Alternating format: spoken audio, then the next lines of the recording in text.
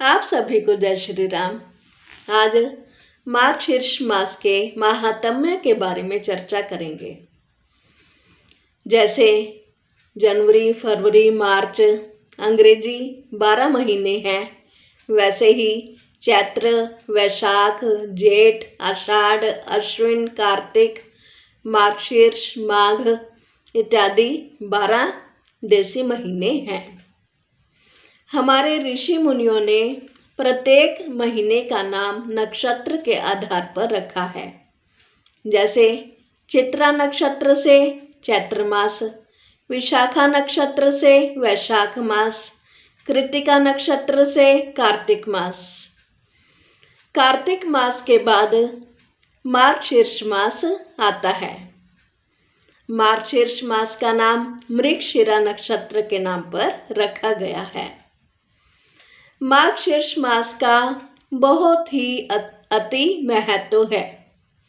इसके महत्व के बारे में तो स्वयं श्री कृष्ण जी ने गीता के 10वें अध्याय के 35वें श्लोक में कहा है, मासा नाम मार्गशीर्षो अहम, अर्थात महीनों में मैं मार्गशीर्ष हूँ। यह श्री कृष्ण जी का प्रिय मास है। इसी महीने में श्री कृष्ण जी ने अर्जुन को गीता का उपदेश दिया था।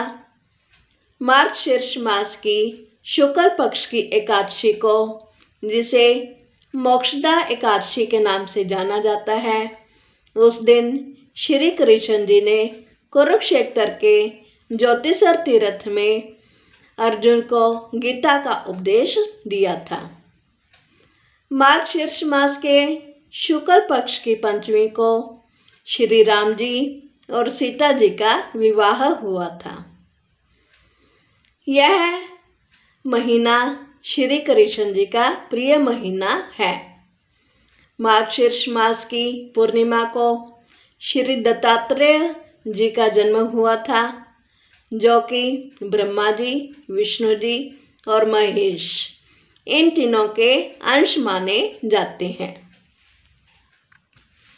इस मास में व्रत, जप, तप, भजन, कीर्तन का विशेष महत्व है। मार्गशीर्ष मास में प्रतिदिन गीता के एक अध्याय का पाठ करना चाहिए। कम से कम गीता के 11वें अध्याय का पाठ तो करना ही चाहिए। गीता के 11वें अध्याय में भगवान कृष्ण जी के विराट रूप का वर्णन किया गया है। इस महीने में पवित्र नदियों जैसे गंगा, यमुना, इन नदियों में स्नान का विशेष महात्म्य माना गया है। इस मास में श्री कृष्ण जी की भक्ति विशेष फलदायी मानी गई है। जो भक्त श्री कृष्ण जी की प्राप्ति करना चाहते हैं, उन्हें इस महीने में प्रतिदिन श्री कृष्ण जी पर तुलसी दल अर्पित करना चाहिए, कपूर जलानी चाहिए।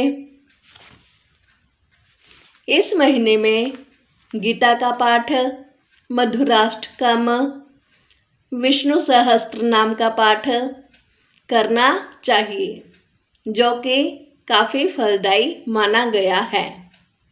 इस महीने में जीरे का सेवन कम से कम करना चाहिए।